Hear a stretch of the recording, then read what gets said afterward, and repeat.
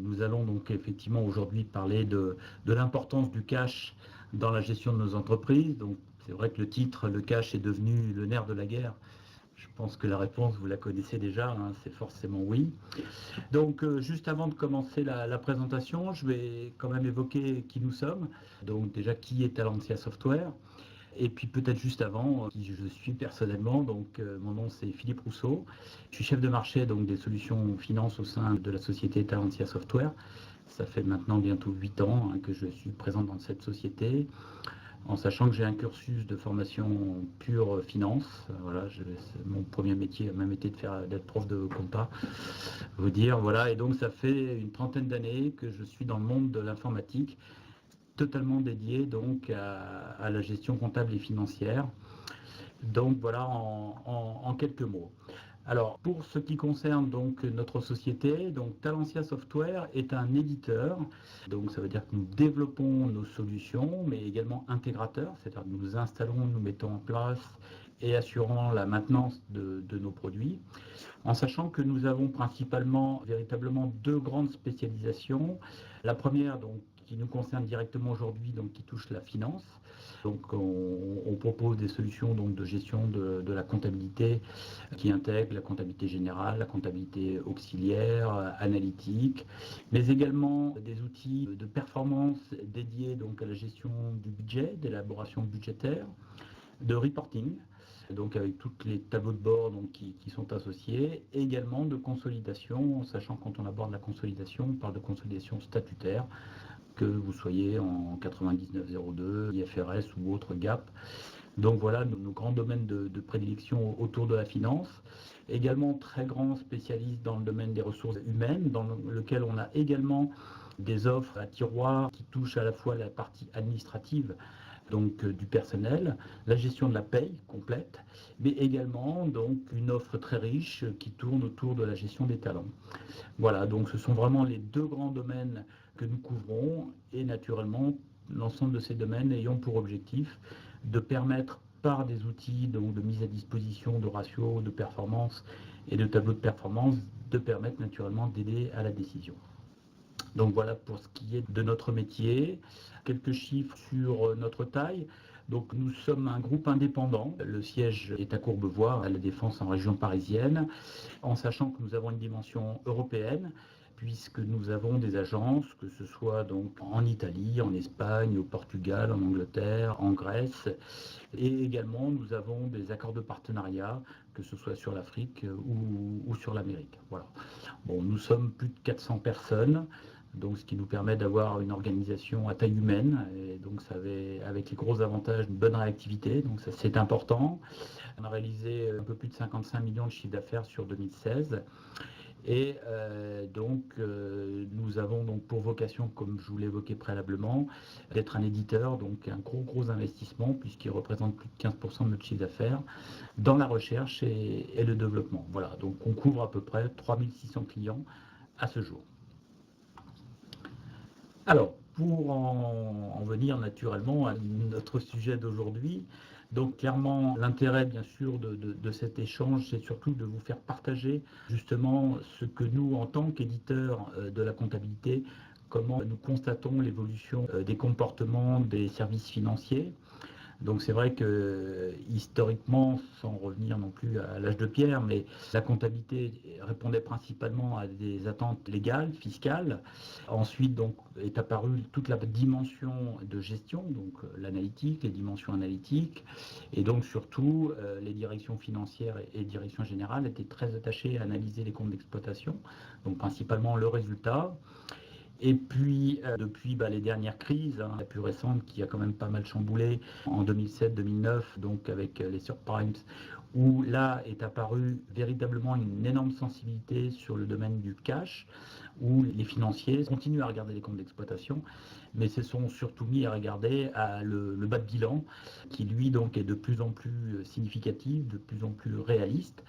Pour une bonne et simple raison, c'est qu'il suffit de demander à vos actionnaires, de demander à vos banquiers ou à des éventuels investisseurs d'analyser votre société. Ils vont aujourd'hui énormément s'attacher à ce fameux bas de bilan dont on va reparler naturellement lors de cet échange aujourd'hui. Voilà, donc ce qu'il faut savoir, c'est que c'est vrai qu'historiquement, les Français, enfin je dirais même les Latins d'une manière générale, étaient peu sensibilisés au cash, ce qui n'est pas le cas des Anglo-Saxons, hein, cash is king, comme disent les Américains. Néanmoins, donc aujourd'hui, il y a eu une véritable prise de conscience. Et aujourd'hui, quand vous interrogez donc les directions, que ce soit direction générale ou direction financière, tout le monde a bien conscience, quand on dit 80%, donc c'est quand même très représentatif, que la mise en œuvre d'une politique donc du besoin en fonds de roulement, donc vraiment orientée vers le cash, est quelque chose donc effectivement d'indispensable. Parmi ces 80%, on a même, je dirais, 100% de ceux qui ont été consultés qui clairement disent que ça va continuer dans ce sens, c'est-à-dire la dimension trésorerie va continuer à croître dans l'importance naturellement de la définition des stratégies des entreprises. Néanmoins, on s'aperçoit en fin de compte que dans les réelles mesures qui sont prises dans les sociétés, là on chute carrément à 50% des entreprises qui sont sondées qui clairement considèrent ne pas pouvoir appliquer réellement les bonnes pratiques. Donc ce qui veut dire qu'il y a encore un gros travail à faire, même si bien sûr cette fonction est totalement essentielle. Ce qu'on constate également, c'est qu'il y a un tiers des directions pour lesquelles ça les stresse carrément. Donc, c'est-à-dire que le résultat, c'est une bonne chose, mais la trésorerie est devenue véritablement un enjeu majeur. Et d'où l'importance, donc bien sûr, de connaître naturellement l'état de la situation de sa société sur un plan du cash. Alors, en ce qui concerne toujours un constat, donc cash is king, c'est ce que je vous ai évoqué justement préalablement. Donc ça veut dire qu'il faut améliorer absolument le BFR. Donc on connaît naturellement les trois leviers du BFR que sont les clients, les fournisseurs et les stocks. Mais comme je l'évoquais préalablement, alors ce qu'on constate, c'est que malheureusement encore aujourd'hui, beaucoup de sociétés n'ont pas l'opportunité ou n'ont pas pu mettre en œuvre naturellement la totalité de ces leviers. Et souvent, on s'aperçoit qu'il n'y en a que 2 sur 3 qui sont véritablement mis en œuvre, avec des conséquences malheureusement parfois dramatiques, puisque encore aujourd'hui en France, on compte à peu près 60 000 entreprises par an qui font faillite. Alors, je vous l'accorde, toutes les faillites ne sont pas exclusivement dues à des problèmes de cash. Ça peut purement être des problèmes de mauvaise gestion, hein. Néanmoins, lorsqu'on analyse justement les raisons des faillites, le cash reste néanmoins une des plus grosses causes de défaillance. Donc c'est vrai que les 3 priorités aujourd'hui des directions, c'est bien sûr toute la partie prévisionnelle. Je vous disais que dans notre métier, on proposait des solutions de gestion du budget. Et c'est vrai qu'aujourd'hui, c'est des solutions qui ont un énorme succès puisque les sociétés investissent beaucoup et sont très très sensibles sur la partie prévision, mais prévision naturellement sur un plan budget donc d'exploitation. Mais on voit de plus en plus également la nécessité de faire des budgets de trésorerie, donc qui vient rajouter à ces budgets d'exploitation la nécessité naturellement d'avoir cette vision du cash. En parallèle de ça, et il va de soi qu'en aucun cas il est question de diminuer naturellement ces enjeux que sont les enjeux de la performance et de la maîtrise du risque, en sachant que quand on parle de maîtrise du risque, ça a également un impact non négligeable sur le cash. Voilà, donc ce que je pouvais également aborder, c'est quand on parle du BFR, on l'associe généralement, donc naturellement il est intéressant de pouvoir l'analyser selon son métier. Donc ça c'est vraiment quelque chose d'important.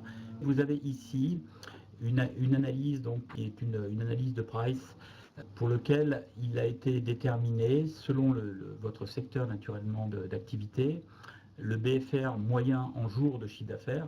Donc clairement vous prenez votre BFR, vous divisez par votre chiffre d'affaires hors taxe et vous multipliez par 360 et vous arrivez donc à un résultat qu'il est toujours très intéressant d'analyser en regard du secteur dans lequel vous êtes présent. Alors c'est vrai qu'il y a des grands privilégiés, hein, vous le voyez, donc la restauration, la distribution alimentaire, hein, et l'hôtellerie qui sont les 3 premiers grands privilégiés, où c'est vrai que quand vous êtes dans la distribution alimentaire, on sait très bien que le cash rentre avant que vous ayez à payer vos fournisseurs, donc il y a véritablement des intérêts naturellement de trésorerie sur ce type d'activité. Après, on a encore un certain nombre d'activités où ils sont gâtés, comme le bâtiment, la distribution de l'optique entre autres, ou le transport. Et puis après, ça devient un peu plus difficile, distribution automatique, services informatiques dont on fait partie, l'industrie du cartonnage, les agences de voyage, l'industrie agroalimentaire, la mécanique, textile. Et là où ça souffre beaucoup, comme vous pouvez le constater, c'est les sociétés de conseil pour lesquelles donc, il y a des décalages de paiement qui s'avèrent relativement importants. Donc c'est toujours également intéressant de se dire, voilà, bon, j'ai un BFR, est-ce qu'il est bon, est-ce qu'il n'est pas bon? C'est naturellement de le relativiser en regard naturellement du secteur d'activité dans lequel vous êtes présent. Bien, alors donc l'intérêt de ce qu'on voulait naturellement vous faire passer comme message, c'est justement comment, une fois qu'on a constaté naturellement l'intérêt et l'importance de la culture du cash, c'est comment mettre en place justement cette culture du cash, en sachant qu'aujourd'hui on s'aperçoit que beaucoup trop de sociétés ont une vision relativement quotidienne de la trésor. Et tant que ça va bien, bon, finalement, on focalise naturellement son analyse sur les comptes d'exploitation. Mais en fin de compte, si jamais on se met à avoir des difficultés, eh ben, on se retrouve dans une situation de précipitation. Donc, ce qui veut dire qu'il faut chercher des moyens de financement. Il faut donc naturellement trouver les outils adéquats. Et là, ce qui veut dire que quand on fait ce genre naturellement d'intervention dans l'urgence, on se retrouve naturellement à devoir appeler le banquier qui là va se faire plaisir de vous recevoir, mais forcément, vu que c'est pas anticipé, le coût sera certainement élevé pour pouvoir naturellement retrouver les solutions adéquates. Donc, comment mettre en place la culture du cash? Ça veut dire qu'il ne faut pas attendre de se retrouver dans la difficulté, ça doit devenir quelque chose de naturel et surtout qui s'adresse absolument à toute la population naturellement de la société, pas exclusivement les services financiers. Alors c'est vrai que les services financiers, eux, sont, je dirais, les plus sensibilisés depuis toujours, hein, puisque j'imagine que les personnes là, qui assistent à cette présentation sont principalement de cette population et quand on leur parle de BFR, de cash flow, quoique le BFR maintenant on considère qu'il lui manque en fin de compte le décalage de la trésorerie, donc on parle de plus en plus de free cash flow qui permet donc naturellement d'avoir le flux de trésorerie disponible mais après impôt, hein, donc ça voilà, il y a un certain nombre d'indicateurs aujourd'hui qui sont très pertinents et qui permettent d'avoir une bonne visibilité naturellement du cash, mais ce qui est important bien sûr c'est de sensibiliser également l'ensemble des autres services. Donc ça veut dire que quand on parle de piloter par le cash, c'est également anticiper, mais c'est également inculquer, donc évangéliser, entre guillemets, l'ensemble des services, que ce soit les services commerciaux, les services d'achat, les services opérationnels. Donc après, bien sûr, selon votre secteur d'activité, il y aura naturellement de la prod, il y aura des stocks, il n'y en aura pas, il y aura du négoce. Donc tout ça dépend naturellement de chacune de ces activités. Mais c'est important, donc naturellement, d'avoir cette démarche donc, pour pouvoir donner une place primordiale de la dimension trésorerie dans les choix de gestion, quels que soient naturellement ces différents services.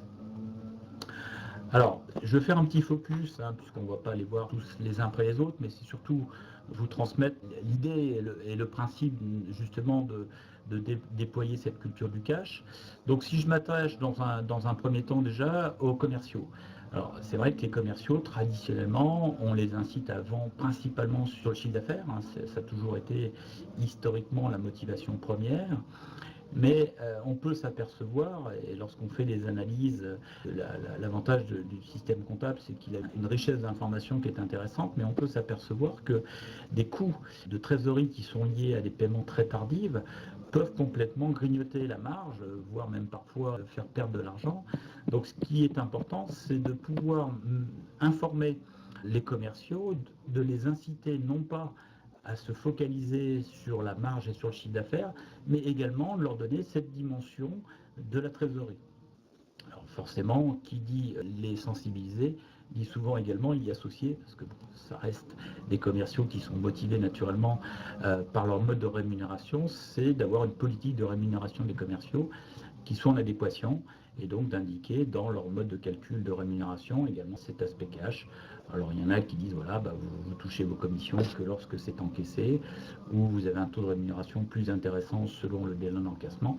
Après bien sûr c'est chaque société qui a sa propre politique et qui saura l'adapter. Toujours sur l'aspect commercial, il est important d'y intégrer l'aspect juridique.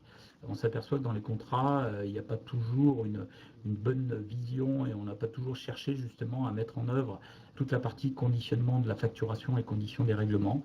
Et il est naturellement intéressant de privilégier les conditions de règlement aux conditions de la facturation. Donc toutes les clauses contractuelles peuvent également être un des leviers sur lesquels on peut travailler pour pouvoir naturellement optimiser le cash à travers les échanges qu'on peut avoir au niveau des ventes. Autre aspect, j'en reparlerai un petit peu plus tard, mais pour les commerciaux, c'est également de leur faire comprendre, donc c'est-à-dire leur mettre à disposition des statistiques, c'est-à-dire je pense qu'il n'y a pas meilleure éducation que par l'explication, par naturellement l'exemple, et donc ce qui veut dire que si vous montrez à un commercial à travers les différentes statistiques que les encaissements, les délais moyens de règlement ou les DSO, donc à savoir le délai moyen de règlement en relativisé au chiffre d'affaires, est différent d'un commercial à l'autre, d'un secteur d'activité à l'autre, d'une ligne de produit ou même carrément en regard du mode de distribution, ça permet naturellement déjà de voir quelles sont ces divergences.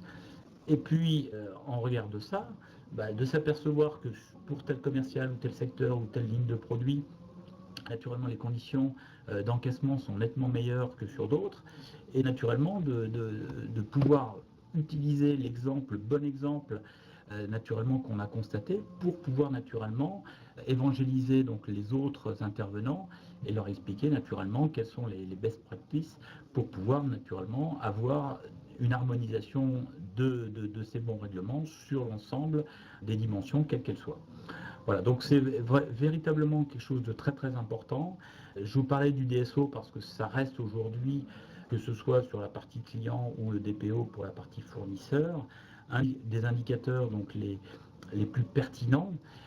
Pourquoi? Parce que entre un client qui naturellement vous paye un peu en retard, mais avec lequel vous avez un énorme chiffre d'affaires, ou un client qui vous paye très en retard, mais pour lequel vous avez une petite facture d'un montant pas très significatif, il est évident qu'il est plus judicieux de se focaliser sur le gros client que sur le petit, même si le risque d'impayé, ça ne veut pas dire qu'il ne faut pas le traiter, attention, mais même si naturellement le risque est faible, l'impact d'un délai de paiement tardif sur un gros chiffre d'affaires a naturellement sur votre trésorerie un impact non négligeable. Donc ce DSO il est important, mais une fois que vous avez ce DSO isolé, bon voilà, c'est un constat. Et après, surtout ce qui est intéressant, c'est de l'analyse dans le temps, qui veut dire qu'il est judicieux d'obtenir naturellement vos DSO, mais de les analyser dans le temps, c'est-à-dire de voir son évolution mois par mois, voire même par année, et de voir s'il n'y a pas des dérives, et donc d'être sensibilisé en regard de ces dérives, et selon les différentes dimensions. Et c'est là naturellement qu'en comparant les évolutions de ces dimensions, à la fois selon donc, ce que je vais évoquer tout à l'heure et sur la dimension du temps, vous permettent véritablement de vous alerter sur des éventuelles incidences et d'adapter naturellement votre politique en adéquation. Donc la politique en adéquation, ça veut dire mettre en place des processus qui permettent donc de dire le pourquoi, le comment, le quand, et d'adapter naturellement les mesures en conséquence. J'aurais dû même indiquer la signature de notre président. Nous sommes managés par une présidente, donc Viviane Chan Ribeiro, qui nous dit souvent, et surtout aux commerciaux, vendre c'est bien, mais encaisser c'est mieux, et j'ai repris sa petite phrase que j'ai trouvée tout à fait judicieuse dans le contexte de cette présentation.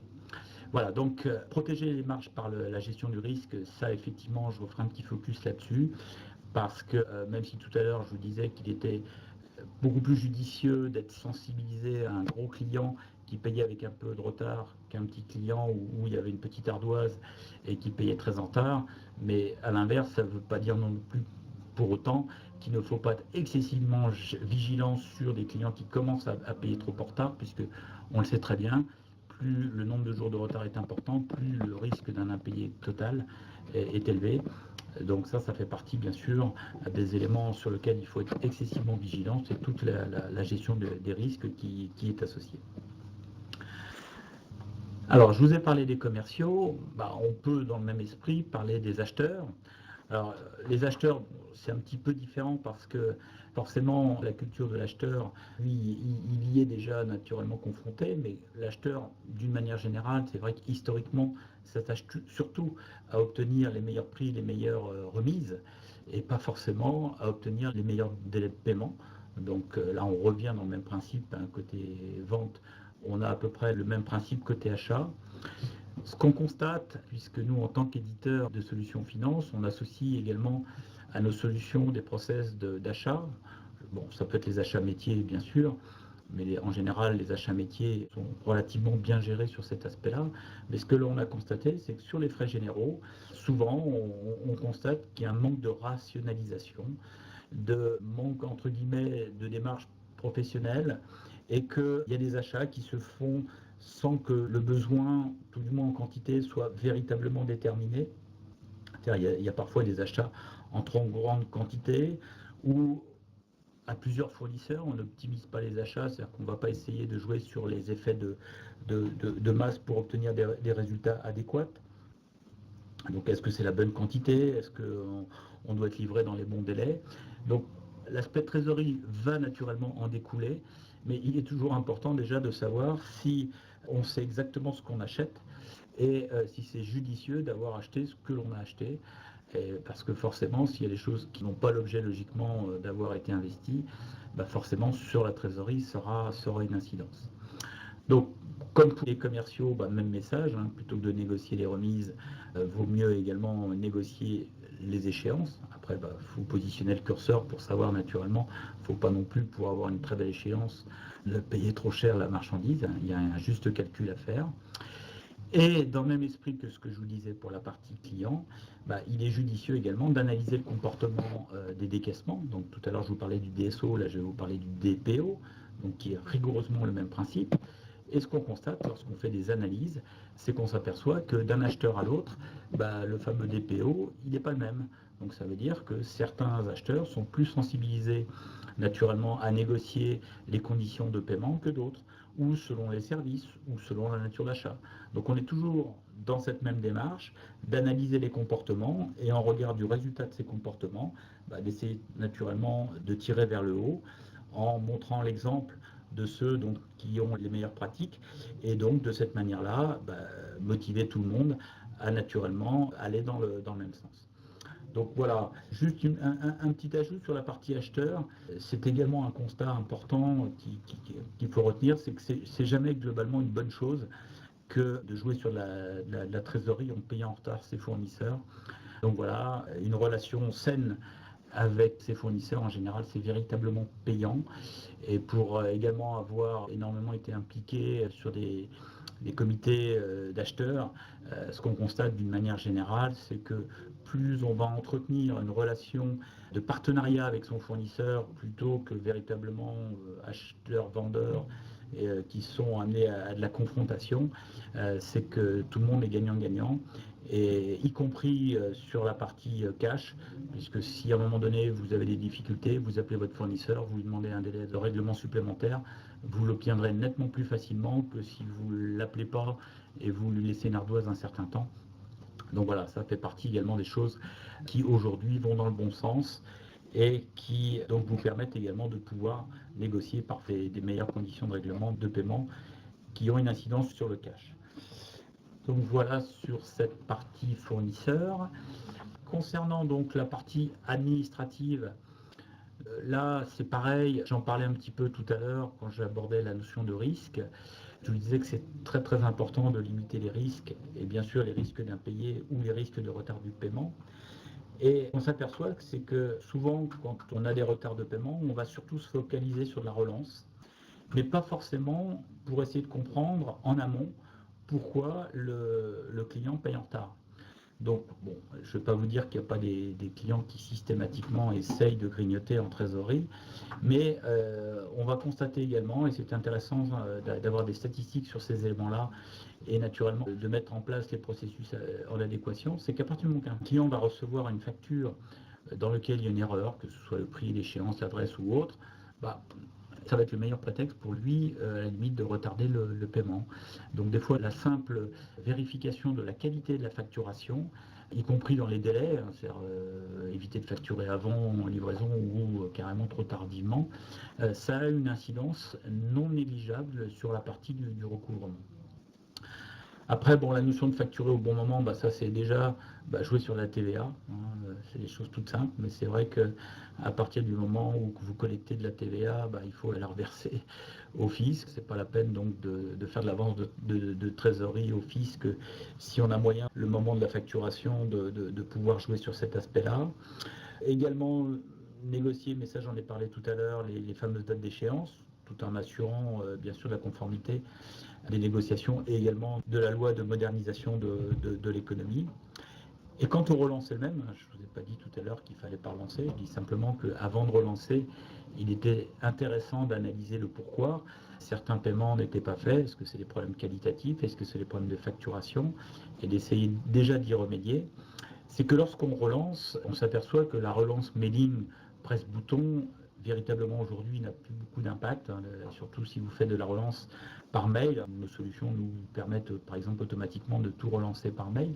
Mais ce qui est intéressant, c'est naturellement d'automatiser ces relances, mais selon la typologie de vos clients. Je ne relance pas de la même manière un client habituel qu'un client exceptionnel, ou un client d'une taille importante, de la même manière qu'un artisan, ou selon ses habitudes. C'est-à-dire si vous avez des clients qui payent très régulièrement et pour lequel le DSO est excellent, on ne va pas les relancer de la même manière qu'un client pour lequel systématiquement vous remarquez qu'il a 15 jours, 20 jours, 30 jours de retard. Donc ça veut dire que là il faut être un petit peu plus incisif dès les premiers niveaux. Voilà, donc la politique de relance, il est également important de l'adapter en regard donc de la typologie de vos clients. Voilà, donc en quelques mots, facturer juste, c'est essentiel, mais également avoir une politique de relance qui soit véritablement en adéquation à la nature et la typologie de vos clients. Oui, petite chose, bon, c'est pareil, je pense à des exemples qu'on a dans nos solutions, mais si vous avez la possibilité de faire des analyses ce qu'on appelle en corrélation, c'est quoi? C'est-à-dire que vous allez avoir un DSO par client. Bon, ça c'est intéressant. Je vous ai dit qu'il est encore plus intéressant si vous l'avez dans le temps, de voir s'il n'y a pas des dérives. Et puis, en parallèle de ça, vous avez les statistiques sur vos relances. Ce qui est intéressant, c'est de prendre votre analyse de relance, prendre votre analyse naturellement sur votre DSO, les mettre en corrélation et de voir si naturellement vos campagnes de relance ont ou non un impact naturellement sur le fameux DSO. Si ça ne bouge pas beaucoup, ça veut dire que globalement, le mode de relance n'est pas forcément adapté et donc il est intéressant d'en tirer les conséquences. Voilà donc pour la partie administrative. Alors ensuite, donc là, je reviens un peu plus sur la partie de la synthèse, c'est-à-dire que qu'est-ce que c'est que ce qu'on appelle le cash management, c'est-à-dire la gestion par le cash? C'est naturellement suivre sa trésorerie au quotidien. Alors, il est judicieux de faire des budgets de trésorerie. Là, on est vraiment sur des éléments macro, mais on s'aperçoit en fin de compte que si on veut avoir véritablement une bonne vision sur le cash, c'est au quotidien qu'il faut le faire. Donc ça veut dire gérer naturellement ces flux de liquidité, prévenir les risques. Et donc ça, les risques, c'est pas une fois qu'ils sont constatés qu'il faut aller rechercher les moyens de financement adéquats et d'aller pleurer au son banquier pour savoir s'il ne peut pas nous accorder les meilleures conditions d'un prêt. À partir du moment où vous anticipez, vous allez voir votre banquier, vous dites voilà, parce qu'on a une saisonnalité, parce que là j'ai une vente ou un achat ou j'ai tel élément exceptionnel, est-ce que l'on peut planifier tel et tel élément? Et on vous proposera forcément les outils de financement en adéquation. Et comme c'est anticipé, forcément déjà ça se passera beaucoup mieux et ça sera moins cher. Donc quand on parle de trésorerie au quotidien, c'est véritablement au quotidien, mais avec une planification donc sur du court, moyen et parfois naturellement long terme. Donc ce qu'on constate, c'est que la trésorerie, c'est jamais que la traduction financière des flux de l'entreprise. Donc voilà, ça c'est une réalité. Et maintenant, c'est vrai que c'est bien que ce soit de plus en plus pris en compte dans les choix de gestion. Donc l'évolution journalière des liquidités n'est que l'effet de celle-ci. Donc là, c'est reconfirmé bien sûr ce que je viens d'évoquer. Et donc, il faut considérer que la gestion de la trésorerie, c'est en permanence un arbitrage donc, entre la sécurité et l'efficacité. C'est-à-dire il faut être efficace, il faut être rentable, mais attention, vendre bien, générer du chiffre d'affaires. Si en contrepartie vous avez des clients donc, qui n'ont pas la solvabilité, c'est là qu'il faut positionner le curseur au bon endroit. Entre la liquidité et la rentabilité, hein, donc on peut très bien avoir une belle marge, mais si on est payé naturellement dans des délais beaucoup plus tardifs, on se retrouve à avoir des difficultés. Et bien sûr la solvabilité et le risque. Si vous avez un client bien sûr qui est en difficulté, ça risque naturellement d'avoir des incidences sur votre propre trésorerie qui ne sera pas négligeable. Voilà donc en quelques mots, donc la gestion par le cash, c'est véritablement basé sur les 3 dimensions que sont le temps, le volume et le risque. Voilà, écoutez, là j'ai véritablement abordé l'ensemble des sujets qui étaient prévus. J'espère que j'ai été clair et qu'il n'y a pas d'attente. Alors, donc, où trouver les moyens? Donc, vous vouliez savoir ce tableau où vous le procurez. Alors, bon, c'est une étude que nous, on avait obtenue par le biais de... Alors, la source, c'est l'Express Enterprise de l'entreprise, donc avec PwC. Moi, je l'avais chargé fin d'année dernière, donc il est relativement récent, donc je pense qu'il doit être encore sur le web. Voilà.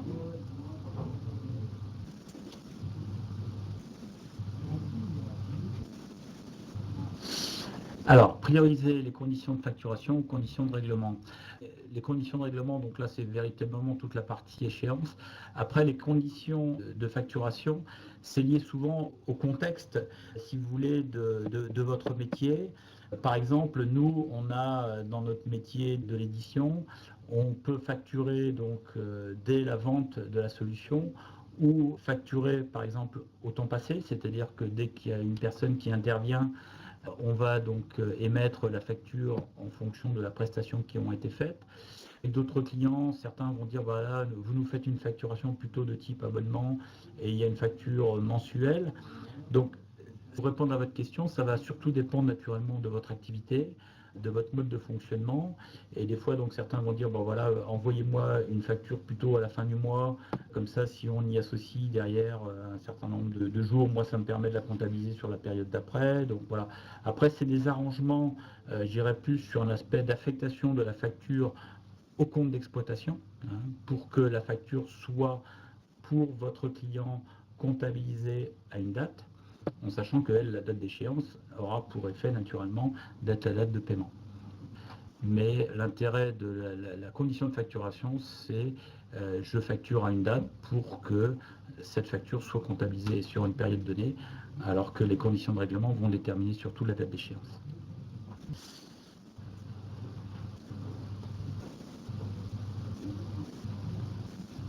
C'est vrai que le DSO n'est pas un calcul, je dirais, facile si on n'a pas l'outil adéquat. Je m'explique. Pour calculer un DSO d'un client, qu'est-ce qu'on va faire? On va regarder sa date, naturellement, d'échéance de la facture et la date de paiement.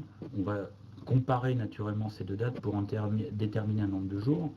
Et donc, on va reprendre l'ensemble, si je prends un DSO par exemple d'un client sur une période donnée, on va prendre l'ensemble des factures de la période donnée pour en déterminer un délai moyen de règlement. Bon. Ce délai de règlement, il est intéressant, lui, de façon isolée, mais comme je l'évoquais tout à l'heure dans mon exemple, il est surtout intéressant si vous le ramenez au chiffre d'affaires. Donc ça veut dire que calculer le DSO d'un client, c'est déterminer son chiffre d'affaires pour la période donnée, déterminer son délai moyen de règlement, et selon des méthodes de calcul de DSO qui peuvent variables, nous on a plusieurs méthodes de calcul de DSO, le plus classique étant par apuration, vous permet de déterminer donc une valeur, et comme je vous le disais, c'est que nous cette valeur on la calcule, donc c'est notre solution de comptable qui permet de le faire, mais elle le calcule et le stocke dans le temps, ce qui nous permet d'avoir une visibilité de l'évolution du DSO de votre client, mois par mois, semaine par semaine, enfin selon naturellement la fréquence que vous souhaitez. Ce qui est important après, c'est de dire voilà, je veux un DSO d'un commercial.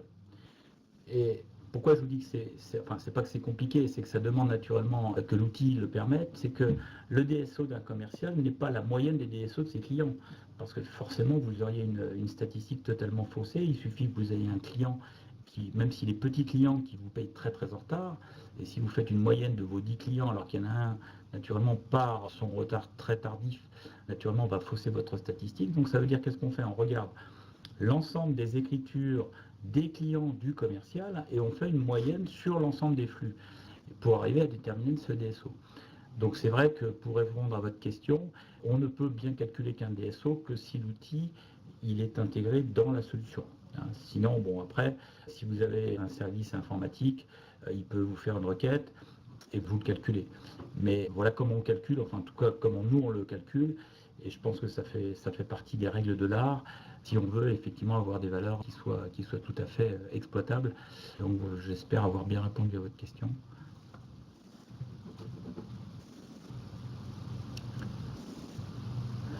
Avec plaisir.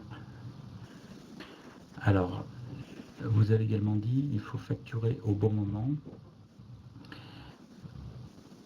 Oui, sur la TVA. Alors, bon, ça c'est pareil, ça dépend également sur quel mode de TVA vous êtes. Mais il y en a qui, par exemple, vont faire une facturation avec un décalage d'un mois pour justement ne pas avoir une TVA collectée sur un mois et sur une autre. Donc après, ça c'est purement des aspects qui rebondissent sur la partie contractuelle. C'est-à-dire que ça peut être des négociations qui sont faites avec les commerciaux, où on va dire, voilà, on va vous facturer ce mois-ci ou le mois d'après. Et voilà, faut penser que la période de facturation va avoir une incidence sur la TVA. Et c'est pour ça que j'évoquais que voilà, quand on définit un échange contractuel ou une négociation commerciale, que ne pas négliger justement dans l'échange de la négociation quelle est la période de facturation, parce que forcément, déjà c'est la date traditionnelle de départ du calcul de la date d'échéance. Donc ça c'est déjà une première chose. Et entre facturer le 31 ou facturer le 1er du mois d'après, sur la comptabilisation, naturellement la période n'est pas la même. Donc ça veut dire qu'au niveau de la constatation de la charge pour votre client, ça ne rentre pas dans la même colonne du compte d'exploitation par mois. Et puis également, ça n'aura pas la même incidence sur la déductibilité de la TVA pour votre client et votre TVA collectée pour vous. Voilà. Très bien, écoutez, là je pense qu'on en a terminé. En tout cas, véritablement, je vous remercie de votre participation, de votre écoute. Au revoir, au plaisir.